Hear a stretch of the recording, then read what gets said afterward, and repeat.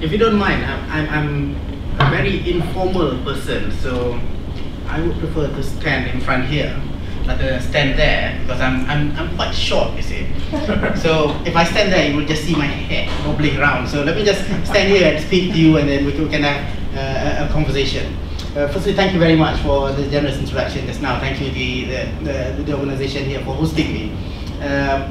What I'm going to try to do is to give a very broad outline of what's happening in Malaysia. We'll start with a bit of a historical background to the country, and then we come to what's happening in Malaysia today. There are many things that are actually happening today, but I will not be able to go into the details of all the issues one by one. What I hope to see or to happen is we go into a conversation and you can ask me the specific questions on the issues that you really want to know about. I have a feeling that some of you might know more about Malaysia than I do, because just talking around just now, there are people with a long history of it and experience of dealing with Malaysia. But to start with, just a bit of background of why I'm here. I'm actually hosted by DFAT, so Ben there is cautiously watching, making sure I'm saying the right things, not to jeopardize the relationship between Australia and Malaysia. But I'm hosted by the Australian government for 1 week to visit various places in Australia. So we were in Sydney yesterday, Melbourne today, leaving for Canberra tomorrow evening, and then after Canberra going back to Sydney as well, meeting with many interesting people. The organization that I run, the Institute for Democracy and Economic Affairs, is a very young organization. We're only 5 years old, but our growth has been quite fast over that 5-year period. We started with just 2 people on the payroll, myself and one other person. Now we have 17 people doing all sorts of research work. We focus mainly on education reform in Malaysia, as well as political economy. So we have 2 units, education and political economy. The political economy side is the more contentious one, and it is that unit that has enabled me to meet with various different politicians and political leaders, civil society organizations to just get to know what's happening. And it is through those engagements that even though we don't do political analysis, but the vast majority of questions I get from journalists, reporters, center around the politics of Malaysia. So that's a little bit of the organization and what I do. So let's talk about Malaysia. Very briefly, we really need to start with the history, because the topic is about ethno-religious challenges in Malaysia. So let's go a little bit into history. The country, if you really want to go into history, the history of Malaysia started in the year like 1200 or so, but let's not go back that far. The country is essentially at the very beginning seen to be as a Malay country, a Malay land. So that's how it is perceived to be. The idea that the formation of Malaysia was Malaysia was formed officially in 1963. But if you go back before that, independence from British was achieved in 1957. If you go a little bit before that, what you will see is in the history books of Malaysia, it tells a story of how Malaya at that time, not Malaysia yet, Malaya at that time, the peninsular part of Malaysia today, has seen a lot of challenges in managing the growing diversity of ethnicity in the country. So, if during the time of British still being our colonial master, the country is majority Malay. But there was a time when British started bringing in migrants from China as well from India to work in the country. So you see the ethnic Chinese being brought in mainly to work in the tin mining industry, and the Indians being brought in to work in the rubber industry in the country. That altered the demography of the country. When we achieved our independence from Britain in 1957, Sabah and Sarawak, the Borneo part of Malaysia, is not yet part of the country. It was still just Malaya at that time. So the country that actually achieved independence in 1957 was Malaya, not Malaysia. At that time, the Prime Minister was Tun Abdul Rahman, And he made a very bold pronouncement, I think, in our proclamation of independence. He said this country, this nation, will forever be a nation founded upon principles of liberty and justice. The word liberty, and he actually then went on and pursuing happiness among nations. So it's quite American, to be honest. You know, liberty, justice, and the pursuit of happiness. But that was the actual statement mentioned in our proclamation of independence. So the vision of the founding fathers of the country is quite liberal in nature. It is not really based on ethnicity or religion at that time. But at the same time, we need to appreciate that the political building blocks was pretty much based on ethnicity. The main party leading the independence negotiation was the United Malay National Organisation, which is obviously a Malay party led by Tun Abdul Rahman UMNO, which is still in power until today. Then eventually UMNO was joined by the Malaysian Chinese Association, or Malayan Chinese Association at that time. Eventually they were joined by the Malaysian Indian Congress, MIC.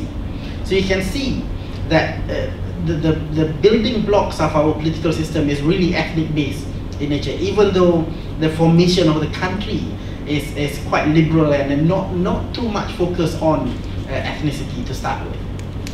1963 was another important year in our history, because it was in 1963 that four territories, I should say, came together to form the Federation of Malaysia.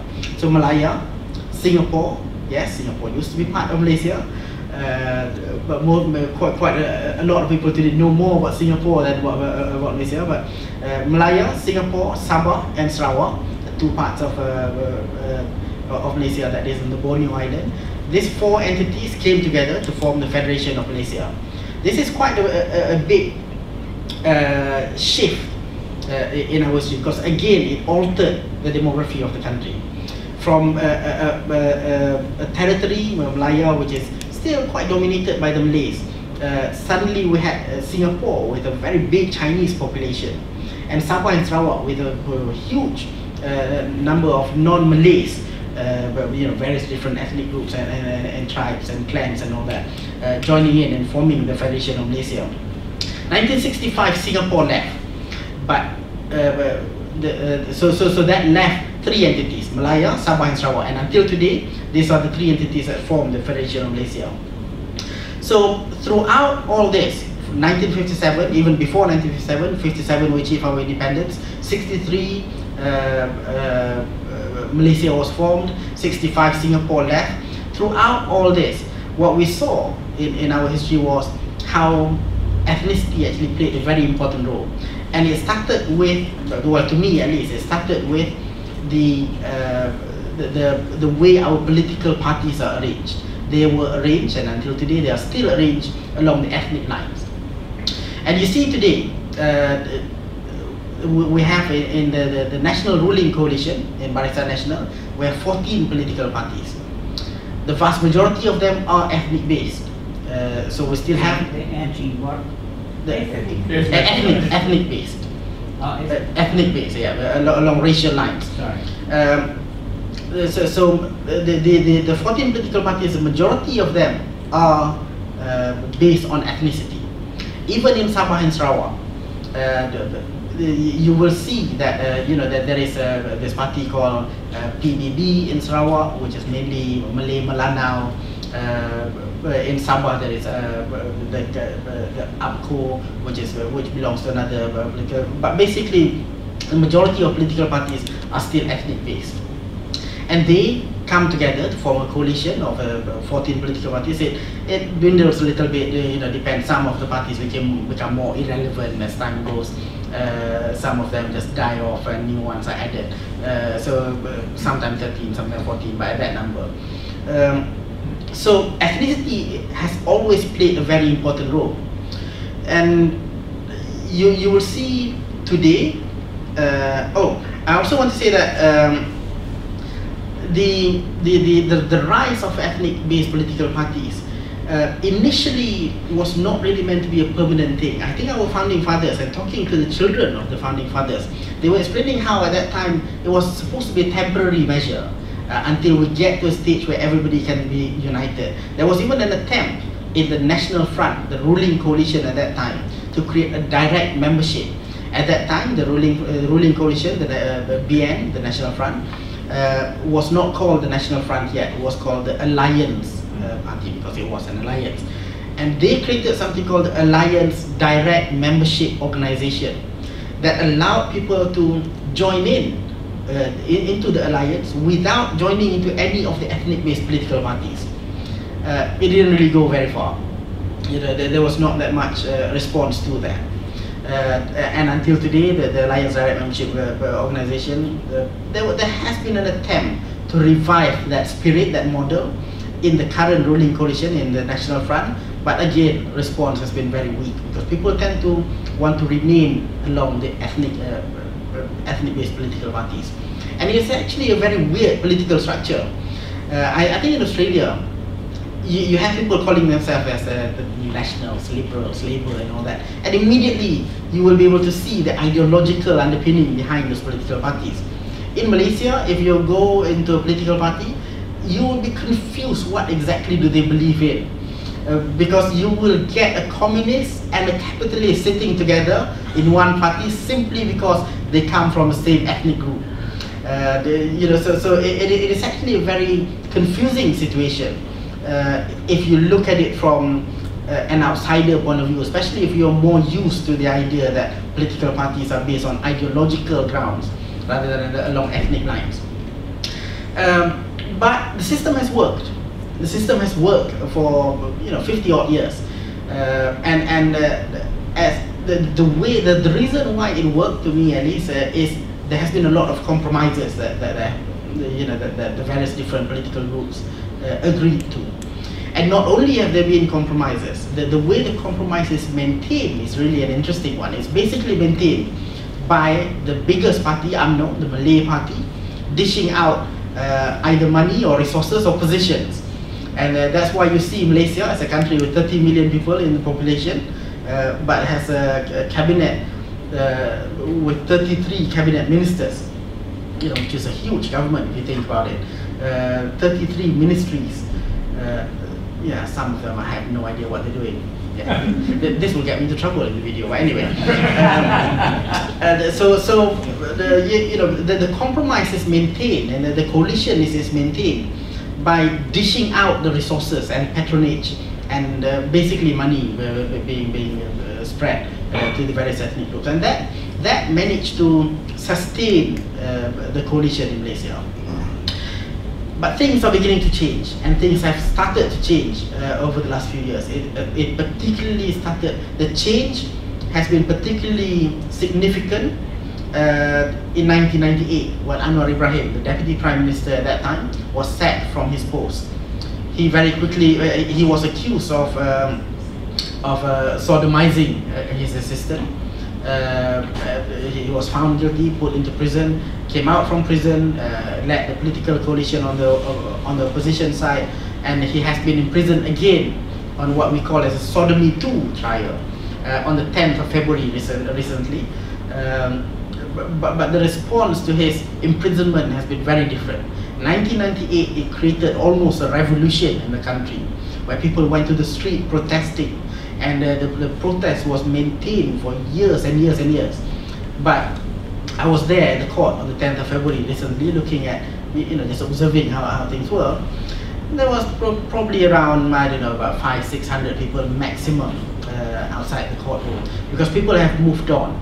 And this is the sad fate of Anwar Ibrahim, I think, because starting from a point where hundreds and thousands and millions of people were protesting against his first imprisonment. Today, people are saying, yeah, you go to prison again. What has he actually done for the country as opposition leader? So the persistent pressure put on him has really changed the way the public reacted to his imprisonment. But coming back to this issue of ethnicity, the sacking of Anwar Ibrahim actually changed many things.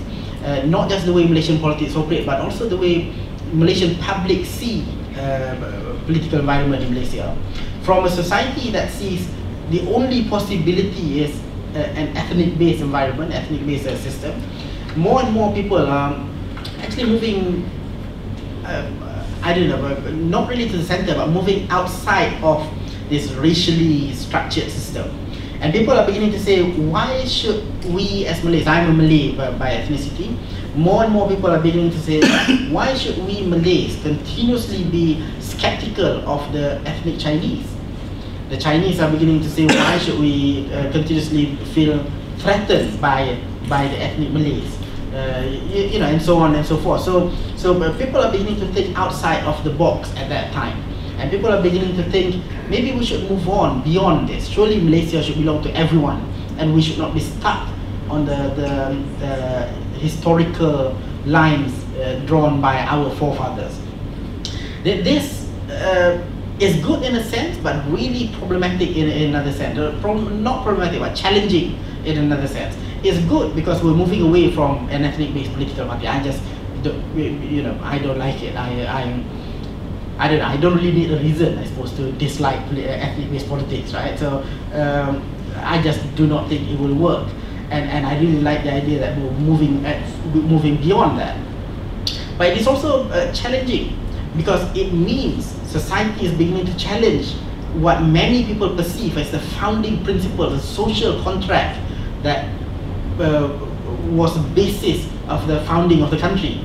The assumption today, we have been conditioned through our education system to believe that the country was founded on a social contract based on the Malays will hold political powers, Chinese you go and do your economic business stuff, the Indians will be left to do all the manual work, and the people of Sabah and Sarawak just simply do not exist.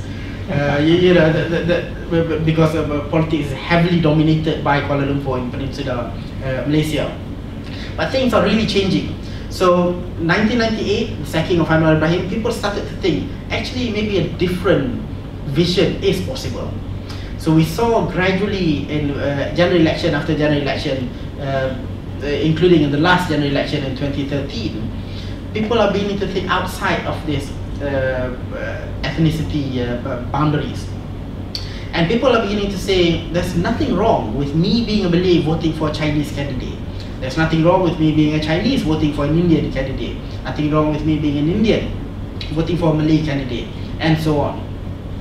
And you see, in the last general election in 2013, a situation where the opposition, which was campaigning on a more or less multi-ethnic, multiracial line, or multi-racial, multi-ethnic message, they actually got more popular votes than the current ruling party. So they got like 53% of the votes or something. But they only managed to achieve less than about 40% of the seats because of the way our boundaries are arranged. That can be another topic by itself. Gerrymandering and the creativity of the Malaysian Electoral Commission. But anyway, so we see that society is gradually changing. But with that change, and with the feeling that that change is challenging the foundation of the country, there is also an increasing resistance to that change. You know, for every action, there is an equal and opposite reaction, right? So we see today as society more and more strongly pushing towards a non-ethnic based political system. There is also an equally strong call for people to remain within the current system, if not becoming even worse than before. In the sense that, so this is not happening just among the ethnic Malays. You see, the difficulty, the challenge in explaining this is, most people would be able to read, if you live in Malaysia, if you're Malaysian, you will be reading the Malay newspapers or English newspapers. You hardly read the Chinese newspapers and the Tamil newspapers. And as a result, the extremism that exists among the Malay communities become highlighted in the public eyes. But if you really look into what has happened in Malaysia, the call for stronger adherence to ethnic identity actually started within the Chinese community. It started with a coalition called SUQ, and until today they exist under a different coalition called a different organization called Dong Zhong and Dong Jiaozong. So the Chinese community started making a demand that their cultural identity must be protected. This was actually followed by the Indian community in Malaysia under the banner of a group called Hindu Rights Action Force, HINRAF. This is the group who organized a massive protest of the Indian community in central KL a few years, many years back actually. And it was in response to that the Malay community started becoming a little bit more conservative. And many people forget this. They assume that the Malay community, the conservatism among the Malay Muslims are just something that came out of nowhere. It's not. I think it is actually a reaction to what they see as an increasing assertiveness of the non-Malays in Malaysia claiming for political right, when in the majority of the Malay minds, political power should remain with the Malays. That was how the country was structured at the beginning. So they feel challenged. As a result, you see the rise of a far-right movement in Malaysia called Perkasa. Perkasa is, I don't know what the equivalent is over here, but if you're familiar with British politics, I would equate them to maybe the likes of BNP and the National Front. If you follow British politics as well, UKIP, which is now challenging the Conservative Party, that is a more acceptable form of racism, if you like, compared to what we have in Malaysia today. So Perkasa is a group that is campaigning for Malay rights, but this is highlighted much more because it is covered by the Malay and English newspapers. And the international media as well would see this more because they do not read Chinese and Tamil newspapers. So the conservatism that exists in the non-Malay communities is not really put under a microscope in the same way that the conservatism that exists in the Malay communities is. So my analysis is that the rise of Malaysia is definitely seeing a rise of conservatism, and it is not exclusively among the Malay communities only. It is among almost all the communities. And has been made worse by the rise of, I don't know how to put this, but it seems like more and more people have become interested in religion in Malaysia. The Muslim has suddenly become more Muslim. The Christians have suddenly become more Christian.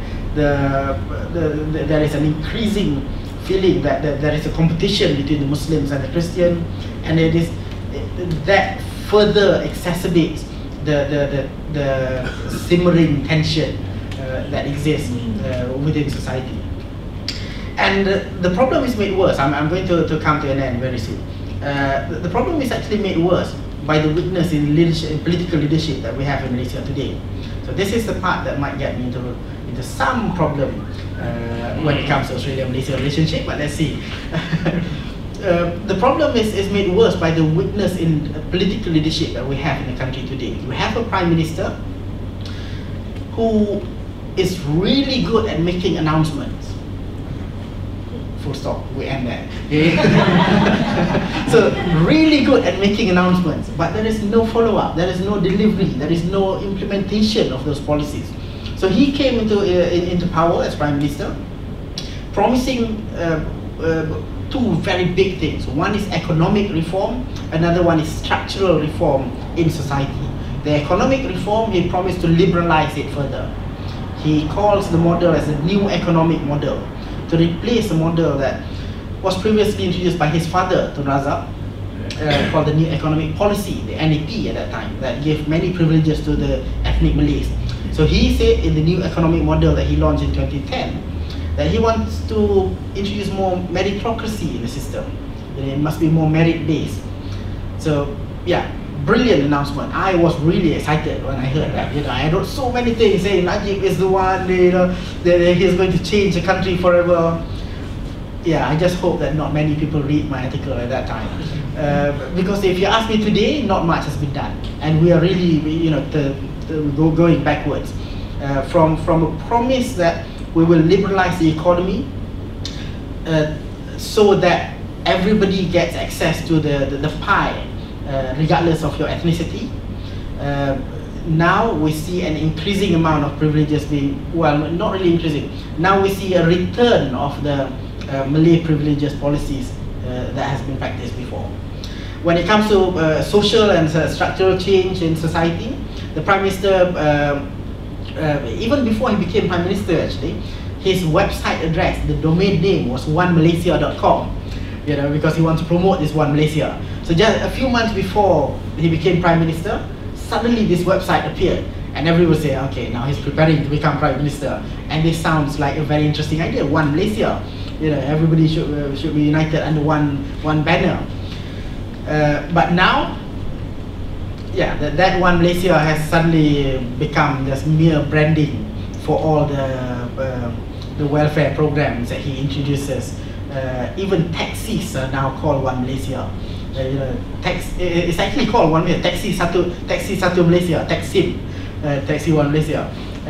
The welfare handouts that he gives out, 500 ringgit to the poor, is called Bantuan Rakyat Satu Malaysia, One Malaysia welfare program basically. And there's so many others, believe me. If you go, this label One Malaysia is used everywhere. The government has started supporting retail outlets, and it's called One Malaysia Shop. There's even fishmongers, One Malaysia Fishmonger. Yeah, there's even textile shop, One Malaysia Textile Shop. It's becoming ridiculous, this branding, when initially it was really supposed to be about uniting people under one country, under one banner. So the promises that he made when he became Prime Minister is gradually being forgotten, and we are seeing the conservative side of the Malay politicians, Malay pressure group, if you like, really becoming stronger and becoming more prominent. So that really does not help. You see, when the ethnic Chinese and the ethnic Indians, but basically when the non-Malays make their demands or you know, go to protest, they protest because they don't have the power to implement the things that they want for themselves. But when the Malays say that we want to do this, we want to do that, we want to demand this, we want to demand that this protection and that protection, the problem here is the Malays hold the political power, and that can be implemented. So when the Malays suddenly demand for money to do certain things, they get the money from the taxation paid for by the non-Malays as well. You know, so this is where it becomes problematic, because the ability to get things that you want is not really that equal. You know, because the government comes from one ethnic group, and it really is creating a lot of challenges in Malaysia today. All this promise of economic reform, regional integration, if you're familiar with ASEAN, the ASEAN Economic Community, the negotiations that's happening around Trans-Pacific Partnership Agreement, all this economic reform program is really being slowed down, almost being hampered by ethnic politics, because the Malays have a privilege in the economic system. Government procurement, for example, is heavily influenced by social engineering. So the Malaysian government uses government procurement as a way to make sure that the Malay businesses get money. You know, so we have a class of not entrepreneurs but grant-propreneurs in Malaysia who are very creative in looking for grants without really having to be that enterprising.